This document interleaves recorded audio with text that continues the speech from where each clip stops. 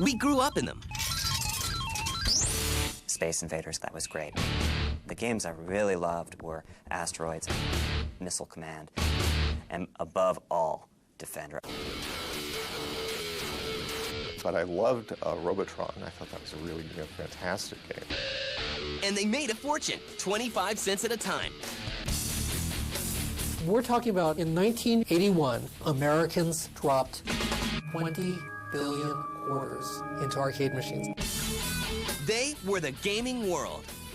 It was really weird because it wasn't like a kid phenomenon. It was like really across-the-board phenomenon. Well, they popped up everywhere.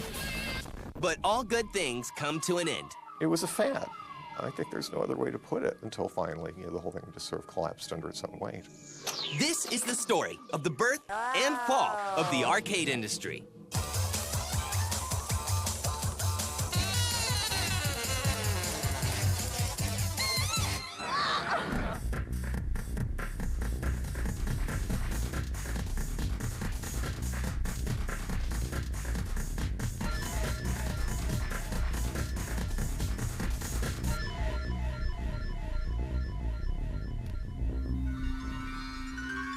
Starting as far back as the late 1800s, penny arcade machines such as strength testers and peep shows dot local pubs and fairgrounds. In 1927, David Gottlieb creates Baffle Ball, the precursor to the modern pinball machine. His simple game sparks the pinball craze. Soon, the mini arcades that grew out of the Great Depression are packed with pinball machines. For decades, pinball rules the arcades. But in 1971, a man named Nolan Bushnell changes everything. He wasn't much of an engineer, but he had these great ideas for doing businesses. He saw how he could take the technology we were using at Ampex and make a coin-operated amusement device that might be a hit. He then built this thing called Computer Space. Computer Space was not a great marketing success. Computer Space was a monumental flop. They made 1,000 copies of it. They didn't sell all 1,000 copies of it. It wasn't popular. It didn't make it to very many venues, and where it did make it, it wasn't very popular. So he challenged me to do a ping pong game, a very simple, one moving spot. Nothing could be simpler. Al got it to the point where it just had the two paddles, and it was knocking the ball back and forth. And it was so much fun. I said, stop. We don't need to go to the next step. In 1972, the first Pong machine is placed in Andy Capp's pub in Sunnyvale, and from there, it becomes the world's first huge video game success. The average Pong machine pulls in $100 a week in quarters. Oh my God, it's everywhere. Oh, I go, oh God, what have I done? Soon, Atari isn't the only big company making coin-operated video games. Cinematronics makes a name for itself by releasing a number of successful vector games. A vector game, or a vector display, actually just takes a single beam and the programmer, or hardware, directs it to go to this point to this point, and that draws a line. Among their releases is the world's first cooperative game, Rip-Off, created by Tim Skelly in 1980.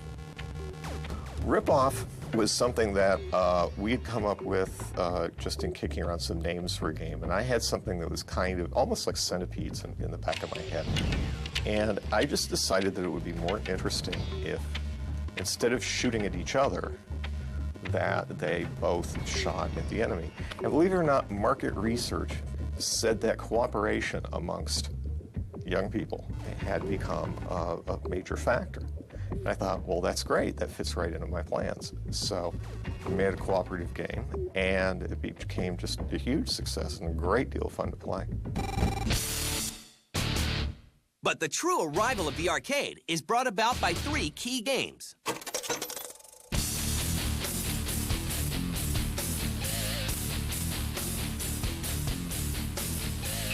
The first of these is Space Invaders, which is released in 1978. Space Invaders actually had gameplay that was interesting and actually had a scoring modality, so a person could get a score and you could compete with someone else and compare your scores, and therefore a person could become, quote, a video game champion. So Space Invaders was like the first game in this 3-game progression. With Asteroids following close behind. Asteroids, it was me for project leader. There was only one programmer. There was a technician, the electrical engineer. I did the art, just line drawings basically, all the fonts and stuff. That was basically the entire team.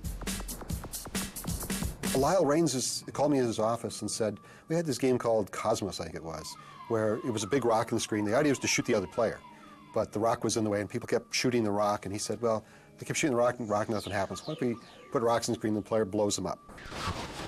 And I said, that sounds like an interesting idea. Also, we need something to make the players come out more, so I suggested a saucer that would come out and take a shot at the player if he didn't do anything or if the number of rocks got real low. I just went out and did it, so within a few weeks I had things floating around the screen. And Asteroids suddenly had further enhanced gameplay where people could get very high scores, and also got the competition going for people playing against each other in a bigger way than Space Invaders started, for high score laurels. And then, Pac-Man is unleashed. But the final thing that really got it going was the third game in this progression, and that's Pac-Man. When Pac-Man came out, it caused everybody to fall in love with video games. Men, women, children, professional people, anybody, any walk of life, any age, became enamored with video games. And Pac-Man single-handedly brought the entire female audience into the arcade. At the same time, because of its uniqueness and because of its incredible across-spectrum appeal, Pac-Man was hit everywhere it went, right off the bat. The success of Pac-Man, Asteroids, and Space Invaders opens the floodgates for the arcade revolution. And the gaming world will soon become more successful than anyone ever dreamed.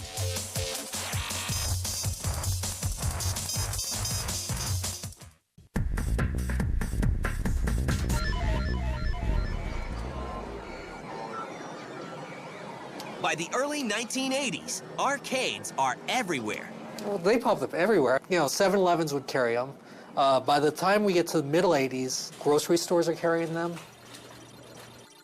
The funny one, of course, is at least one funeral home had a couple of arcade machines in its basement.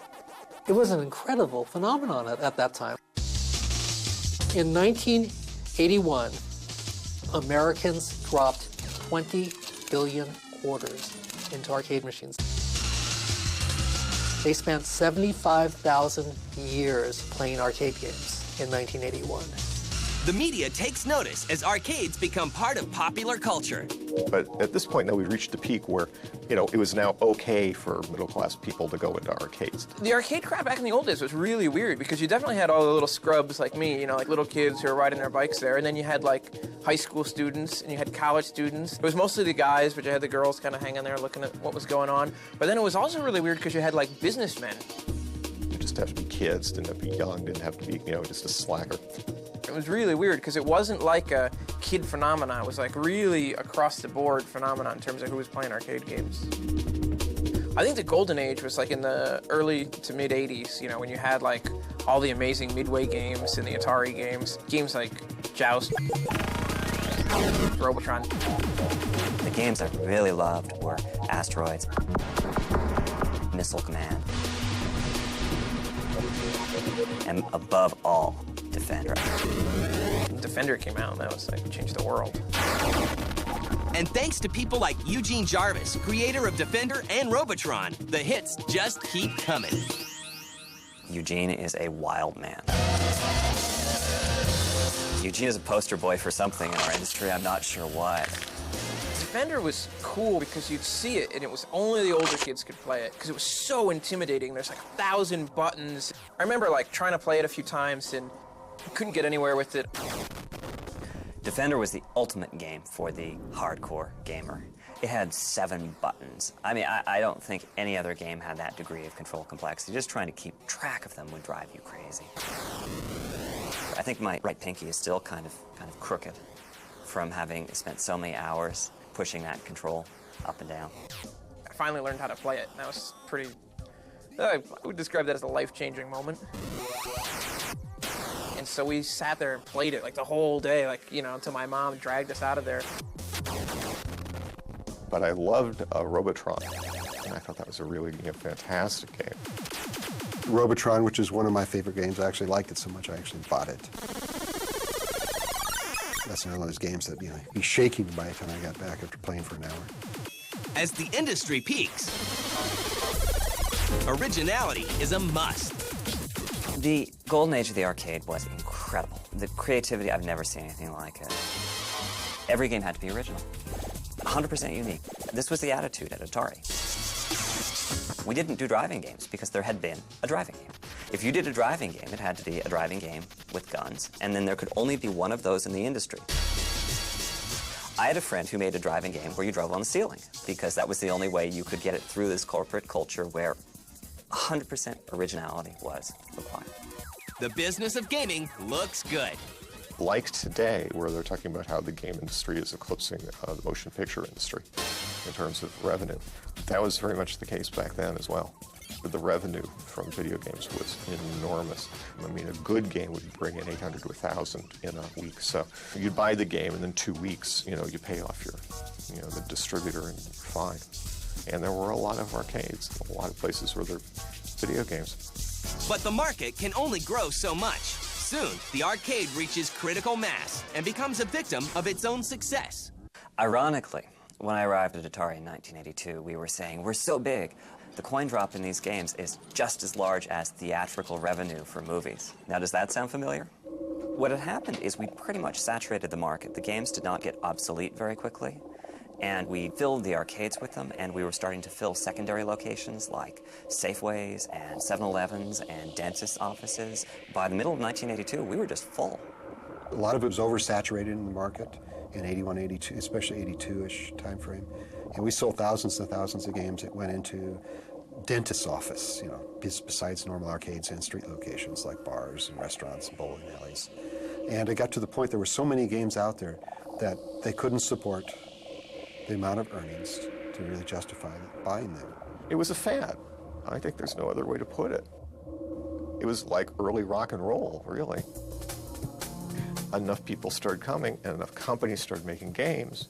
It just kept growing, and people built bigger and bigger ones until finally, the whole thing just sort of collapsed under its own weight. Now, the arcade machines that were so successful just a year ago are no longer making enough money to support the market.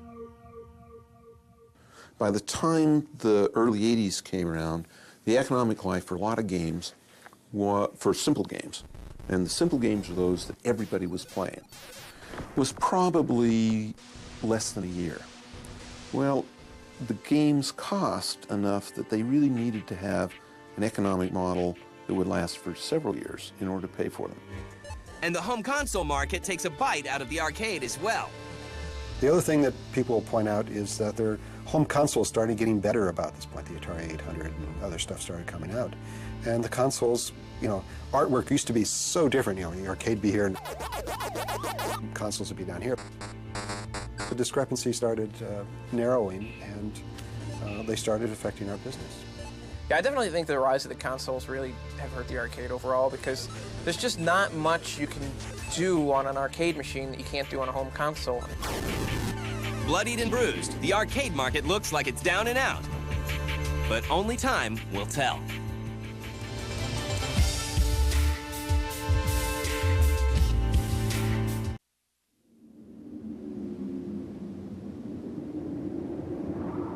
By the mid-'80s, the days of arcade games bringing in $1,000 a week are over, and the coin-op industry is a mere shadow of what it once was. Many companies, such as Cinematronics, are out of business.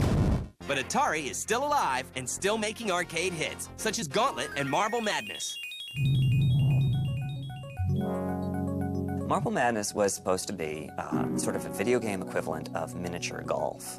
But, putting didn't make a whole lot of sense in that context, so it sort of evolved. The graphics stayed intact, but it kept on evolving, and so we got the trackballs for controllers, and we got enemies in there blocking your path, and it went to a time basis, sort of became a race game.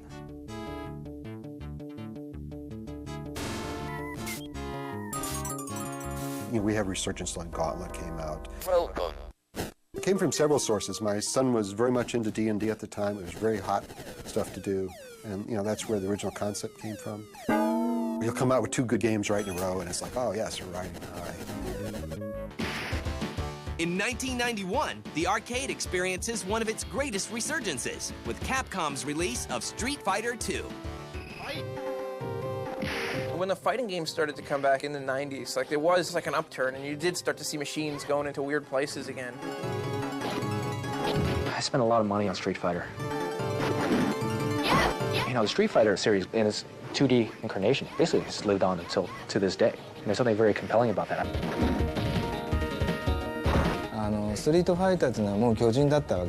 After Street Fighter II came out, there were nearly 600 new fighting games, but none of them could go beyond Street Fighter. But as successful as the Street Fighter series and its fellow fighting games are, it isn't enough to fully revitalize the market. Mortal Kombat, Street Fighter. These were games that took a lot of coordination, and it excluded 2 major classes of people. The casual gamer, the businessman that wanted to play on his lunch hour, and women. They were very complex, and so the casual gamer didn't want to spend their life figuring out how to punch, kick, and fight somebody to death and knock their heads off.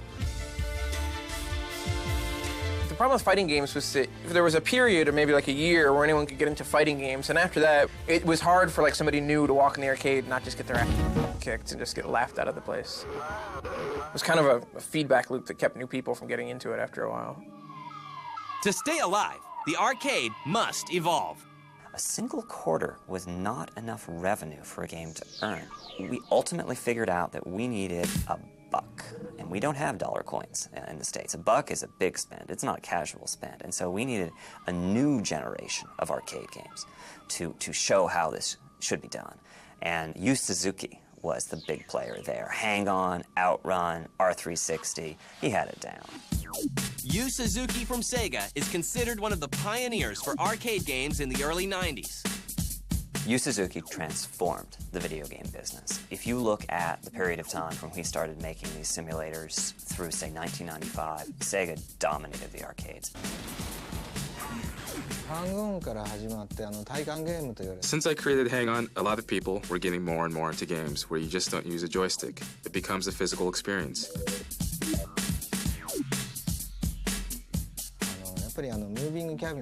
You need a moving cabinet. That was very important. And the hardware manufacturers were challenging more and more complicated movements. Well, it just makes the experience all the more real, right? I think what it does is it tends to heighten the gameplay experience. It takes some imagination to kind of, put those things together. The arcade industry is great because of, these unique things. I think this is more pushing the envelope of human capacity rather than of the industry itself.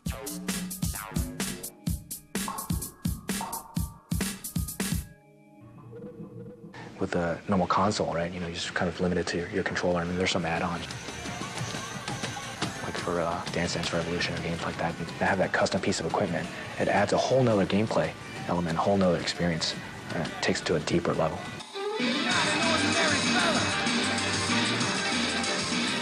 While it looks like the arcade may never reclaim its former glory, some people still think it has a future.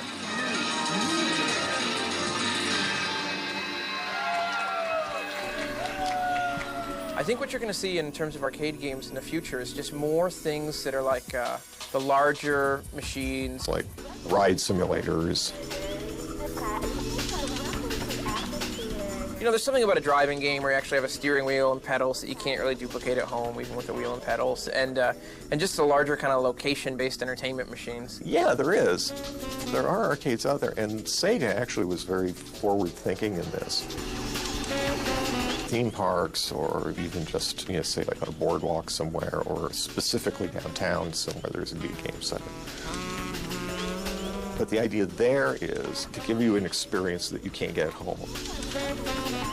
I always thought there was a future. I just thought it would be so small.